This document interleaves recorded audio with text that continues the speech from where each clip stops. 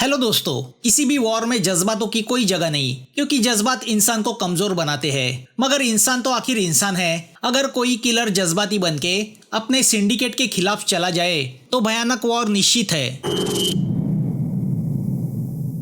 Japan के yakuza Yoshiki फटी पड़ी है क्योंकि उसे मारने का कॉन्ट्रैक्ट दिया गया है।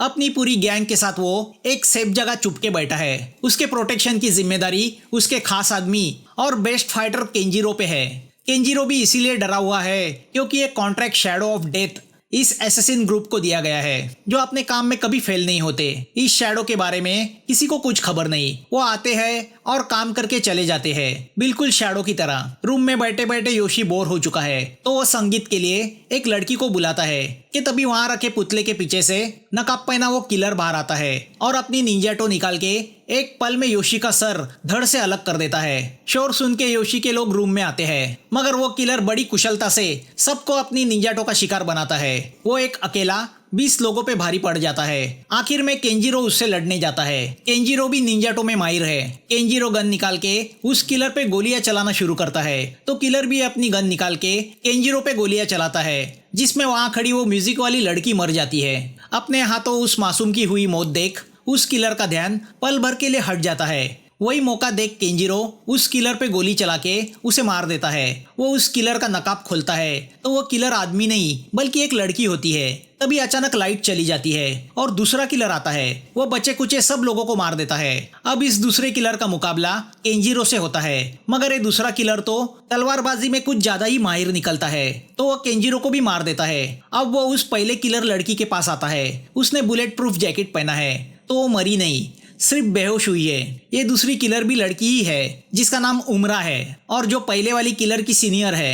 पहली वाली का नाम नाओमी है। दोनों वहां से निकलती है। उमरा नाओमी पे बहुत नाराज होती है क्योंकि अपने इमोशंस पे कंट्रोल रखने में नाओमी नाकामयाब हुई है, जिससे मिशन फेल हो जाता। उमरा के हिसाब से जो लोग इमोशनल होते हैं वो शैडो में काम करने के लायक नहीं होते। किलर्स को एक मशीन की तरह होना चाहिए। टारगेट खत्म, मिशन खत्म। उमरा ने ही नाओमी को फाइटिंग स्किल्स सिखाई है। उमरा शैडो के मैनेजर निकोलस से कहती है कि नाओमी को साइको ट्रेनिंग की जरूरत है तो उसे कुछ दिनों के लिए सस्पेंड किया जाए। तो अब नाओमी को घर रवाना किया जाता है तो उमरा अपने अगले मिशन पे चली जाती है।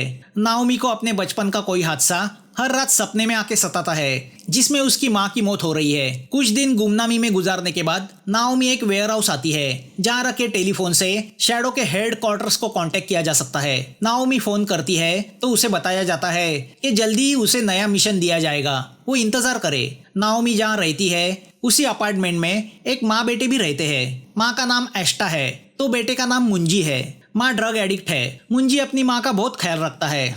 वो नहीं चाहता उसकी माँ गलत लोगों के साथ काम करे। एक रात कुछ गुंडे एस्टा के घर आ जाते हैं और उसे पीटते हैं। नाओमी चाहते हुए भी उनकी मदद नहीं कर पाती। दूसरे दिन नाओमी को पता चलता है कि एस्टा का मर्डर किया गया है। बेचारा मुंजी अनाथ हो जाता है। वहाँ आया इंस्पेक्टर जेकब एक पल नाओमी को देखता है। नाओमी बार बार हेड क्वार्टर्स फोन करके फ्रस्ट्रेट हो गई है। उसे एक ही जवाब मिलता है कि वो इंतजार करे। वो रेस्टोरेंट में बैठी होती है कि वहाँ मुंजी आ जाता है। वो भूखा है। नाओमी को उस पे दया आती है तो वो उसे खाना खिलाती है। मौत के बावजूद मुंजी अपनी माँ पे नाराज है। उसे लगता है कि उसकी माँ मौत ही डिजर्व करती थी, मगर नाओमी अंदर से जान जाती है कि मुंजी अपनी माँ से बहुत प्यार करता था, भले वो कैसी भी थी। नाओमी जान जाती है कि मुंजी अपनी माँ की मौत का बदला लेने के लिए बेताब है। वो उसे एस्टा की कब्र लेके आती है और उससे कहती है कि वो अपनी माँ से दिल खोल के बात करे, जिससे वो सुकून महसूस करेगा। उसके दिल का बोझ हल्का होगा। अब नाओमी और मुंजी में दोस्ती हो जाती है। दूसरे दिन नाओमी को पता चलता है कि मुंजी अपनी रूम से गायब है। तभी जैकी नाम का एक आदमी वहां आता है। उसे किसी हेल्गा नाम के आदमी ने भेजा है। हेल्गा कंफर्म करना चाहता है कि मरने के पहले एस्टा ने कोई सबूत तो उसके घर नहीं छुपाए। जैकी को सर्च करते वक्त फ्लश टैंक में कुछ रुपए और ड्रग्स मिलते हैं। तभी नाओमी वहां आती है और उससे मुंजी के बारे में पूछती है, मगर जैकी किसी मुंजी के बारे में नहीं जानता तो नाओमी उसकी काफी पिटाई करती है। जैकी बताता है कि हेल्गा ने उसे रूम की तलाशी लेने के लिए भेजा था। शायद हेल्गा मुंजी के बारे में जानता होगा। तो अब नाओमी जैकी के साथ मुनरो नाइट क्लब जाने निकलती है, जो हेल्गा का अड्डा है। जैकी उसे आगाह करता है कि वो गलत लोगों से पंगा ले रही है। इन लोगों के हाथ ऊपर पॉलिटिशियंस तक पहुंचे हुए हैं, जिनका बॉस है एरियल, जो ड्रग्स के अड्डे चलाता है और जो सौमित्रो नाम के पॉलिटिशियन का लड़का है। सौमित्रो जकार्ता के गवर्नर का इलेक्शन लड़ने जा रहा है। हेल्गा और सूर्या एरियल के खास दोस्त है तो करप्ट इंस्पेक्टर जेकब उनकी मदद करता रहता है। जो इन लोगों से दुश्मनी मोल लेता है उसकी लाश भी नहीं मिलती। अब वो मुनरो पहुंच जाते हैं। हेल्गा के ड्रग्स का बिजनेस सूर्या नाम की औरत संभालती है। वो कबिल नाम के एक स्मगलर के साथ ड्रग डीलिंग का सौदा पक्का करती है। कबिल सूर्या से कहता है कि अगर ड्रग्स की डिलीवरी देने खुद एरियल आएगा तो ही सौदा पक्का होगा। सूर्या उसे धमकी देती है कि अगर वो कोई चाल चलेगा तो उसकी लाश भी किसी को नहीं मिलेगी। अब जैकी नाओमी को सूर्या से ये कह के मिलवाता है कि वो हेल्गा के लिए लड़की लाया है। सूर्या उन दोनों को हेल्गा के पास ले चलती है। सूर्या जैसे ही रूम के अंदर जाती है वही मौका देख के नाओमी बाहर रख के सीसीटीवी रिकॉर्डर से ये जान लेती है कि मुंजी वहां आया था और उसे जेकब के हवाले किया गया था। अब हेल्गा नाओमी को मिलने अंदर बुलाता है, मगर नाओमी आओ देखती है न ताओ सीधा उस पे हमला कर देती है और हेल्गा को पिटना शुरू करती है। सूर्या खतरे को भांप लेती है और गन निकाल के फायरिंग शुरू करती है जिसमें हेल्गा मर जाता है। नाओमी सूर्या से मुंजी का पता जानना चाहती है, मगर उसे रोकने हेल्गा के गुंडे आते हैं। नाओमी उन सब पे भारी पड़ जाती है। तभी पुलिस वहां आती है तो जैकी नाओमी को लेके वहां से भाग जाता है। इस हड़कम से जैकी बौखला जाता है। वो समझ जाता है अब एरियल उसे छोड़ेगा नहीं, मगर नाओमी कूल है, उसके लिए तो ये रोज का है। तो जैकी गुस्से से उसे रास्ते में ड्रॉप कर देता है। यहाँ हेल्गा की मौत से जेकब इमोशनल होता है। वो समझ जाता है ये किसी प्रोफेशनल का काम है। सीसीटीवी से उसके सामने नाओमी का चेहरा आता है। वो ये सब बात एरियल को बताता है। एरियल भी अपने नाइट क्लब में हुए हत्याकांड से शॉक हुआ है, खास करके हेल्गा की मौत से। उसे पता चला है कि वो किलर लड़की यानी नाओमी मुंजी की खोज में आई थी। एरियल का बाप सौमित्रो इस सब हत्याकांड का जिम्मेदार एरियल को ही ठहराता है। इलेक्शन आ रहे हैं तो सौमित्रो कुछ गड़बड़ी नहीं चाहता। उनकी बातों से पता चलता है कि एरियल के एस्टा के साथ संबंध हुए थे जिससे वो प्रेग्नेंट हुई थी और जिसे लेके वो एरियल को ब्लैकमेल कर रही थी। सौमित्रो एरियल से कहता है कि उसका एबॉर्शन कराने के बदले तुमने उसका मर्डर किया। वो एरियल को समझाता है कि अगर पॉलिटिक्स में आना है तो पेशेंस रखना सीखो। अब एरियल अपने बंगले के तहखाने में आता है जहाँ उसने मुंजी को बांध के रखा है। मुंजी उसके लिए सिर्फ एक एंटरटेनमेंट है। वो अपने मजे के लिए उस पे जुल्म करता रहता है। यहाँ उमरा कंबोडिया में एक मिशन पे है। उस पे कुछ लोगों को मारने का काम सौंपा गया है। तभी उसकी हेल्प करने ट्रायो आता है जो शैडो का सबसे खूंखार किलर है। तभी उसे निकोलस से पता चलता है कि उस पर जिन लोगों को मारने का काम सौंपा गया है वो उसी के टीम के हैं, यानी शैडो के बागी है। यानी वो भी उतने ही स्किल फाइटर है जितनी उमरा है। अब उमरा अपने मेन टारगेट की तरफ बढ़ती है। दोनों में जबरदस्त फाइट शुरू होती है। दोनों तलवारबाजी में माहिर है। वो लड़की उमरा की ही पुरानी टीममेट वोल्वो है। उमरा उसे फाइट में हरा देती है। वो वोल्वो को मारने जाती ही है कि तभी उसे पता चलता है वोल्वो प्रेग्नेंट है और इसीलिए उसने शैडो को छोड़ा था। मगर शैडो से जीते जी कोई अलग नहीं हो सकता। वोल्वो उसे बताती है कि वो अपने बच्चे के साथ सुकून की जिंदगी बिताना चाहती है। तो अब इमोशनल होके उमरा उसे छोड़ देती है, मगर बेरहम ट्रायो वोल्वो को मार देता है। यहाँ नाओमी फैसला करती है कि मुंजी को बचाना यही उसका अगला मिशन होगा। तो वो जैकी के घर जाने का फैसला करती है। यहाँ घर में जैकी अपनी माँ की सेवा में लगा है कि तभी वहाँ पे जेकब आ जाता है। वो उस लड़की के बारे में जानना चाहता है जिसने अकेली ने हेल्गा और उसके सब लोगों को मारा, मगर जैकी खुद नाओमी के बारे में नहीं जानता। तो वो क्या बताता। जेकब जैकी को मारने जाता ही है कि वहाँ नाओमी आ जाती है और जेकब के पुलिस वालों के साथ फाइट करती है। वो अपने फाइटिंग स्किल से उन्हें एक एक करके मार गिराती है। वो जेकब को घायल करके उससे मुंजी का पता पूछती है, मगर तभी जैकी नाओमी पे हमला करके जेकब को बचाता है। जेकब वहां से भागता है तो नाओमी बाइक से उसके कार का पीछा करने लगती है। नाओमी को पीछा करते देख जेकब ये बात एरियल को बताता है तो एरियल उसे बंगले पे आने बोलता है। नाओमी जेकब का पीछा करते हुए एरियल के बंगलों के पार्किंग में पहुंचती है। तभी एरियल कार से टक्कर मार के नाओमी को घायल करता है। जेकब नाओमी से कहता है कि हेल्गा को मार के उसने बड़ी गलती की है। तो घायल हालत में भी नाओमी जेकब को अपने हाथों से मार देती है। एरियल नाओमी को कैद कर लेता है। यहाँ वोल्वो की मौत से उमरा दुखी है। तभी निकोलस उसे बताता है कि उसकी स्टूडेंट ने यानी नाओमी ने जकार्ता में बड़ा कांड किया है। एक बड़े पॉलिटिशियन और ड्रग डीलर से पंगा लिया है। निकोलस उससे कहता है कि पॉलिटिशियन से हमें कोई लेना देना नहीं, हमें लेना देना है सिर्फ नाओमी से। तो उसे अरेस्ट करके हेडक्वार्टर्स लाया जाए क्योंकि उसने शैडो के रूल्स को तोड़ा है। वो सुन के उमरा शॉक होती है। दूसरी ओर एरियल नाओमी से उसके इस मारधाड़ के पीछे की वजह पूछता है क्योंकि एक छोटे लड़के के लिए कोई इतनी जोखिम नहीं उठाता। एरियल अपने दो दोस्तों की मौत से बौखला गया है। नाओमी उससे कहती है तुमने एस्टा को मारा है और मुंजी को किडनैप किया है। मैं मुंजी को हासिल किए बगैर नहीं रुकूंगी। एरियल उससे कहता है तुमने बहुत बड़ी गलती की है। तो उस पर नाओमी उससे कहती है तुम्हारे अकेले की कोई औकात नहीं, तुम अपने डैडी के दम पे उछल रहे हो। अब गुस्से से एरियल नाओमी को मारने जाता ही है कि तभी वहां पे सौमित्रो आता है।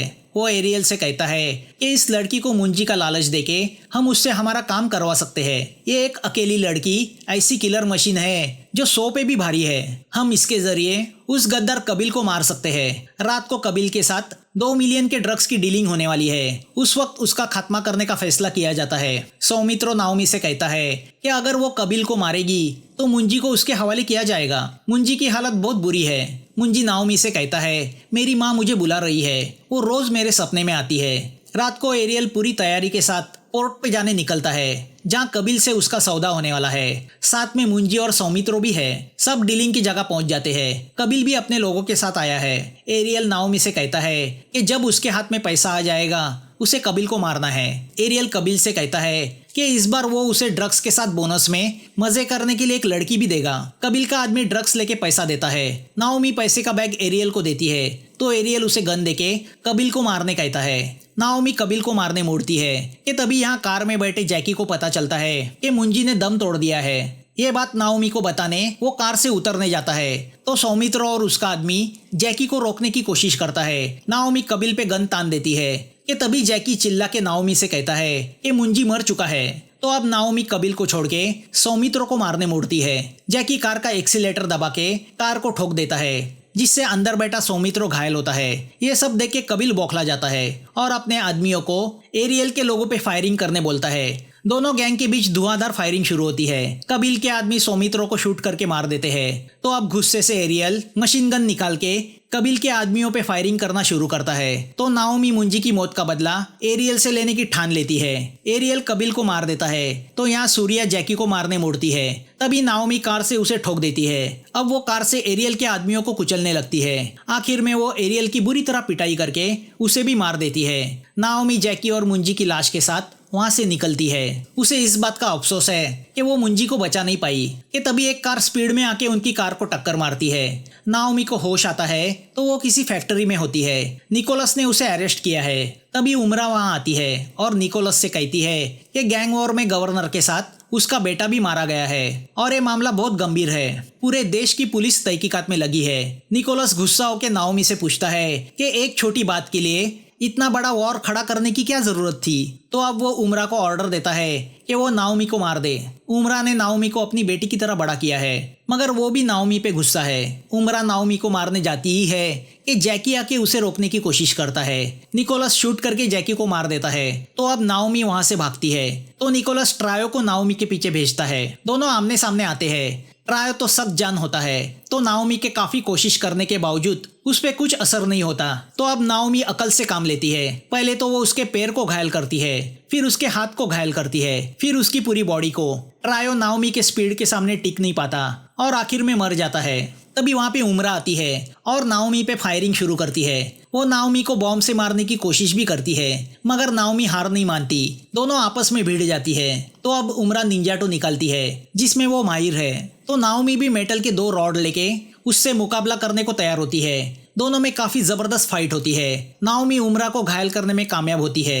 उमरा भी हार नहीं मानती तो नाओमी उमरा की उंगलियां काट देती है और मौका देख के उमरा के गले में लटकते बॉम्ब का पिन निकाल देती है। उमरा कैसे वैसे बॉम्ब को तो निकाल देती है मगर बॉम्ब के फटने से वो काफी घायल होती है। उमरा नाओमी से कहती है मुझे नाज है, मैंने तुम्हें ट्रेन किया है। तभी निकोलस वहां आता है। वो नाओमी पे गोली चलाने जाता है तो उमरा चाकू फेंक के उसे घायल करती है। निकोलस गन चला के उमरा को मार देता है तो नाओमी निकोलस को शूट कर देती है। मरती हुई उमरा की बातों से पता चलता है कि उसी ने नाओमी की मां को मारा था जिसका उसे हमेशा अफसोस रहा। उमरा दम तोड़ देती है। नाओमी मुंजी की लाश को उसकी मां यानी एस्टा की ग्रेव के पास दफन करती है कि तभी शैडो के 3 किलर नाओमी को मारने वहां आते हैं जिसमें नाओमी की सबसे बड़ी दुश्मन एली भी है। उनसे मुकाबला करने की ताकत अब नाओमी में नहीं रही। एली हमेशा नाओमी से नफरत करती आई है तो उसके लिए नाओमी को मारना एक प्लेजर है। तभी वहां पे हेलमेट पहना एक अनजान शख्स आता है। वो एली पे गन तान देता है तो एली उसे और नाओमी को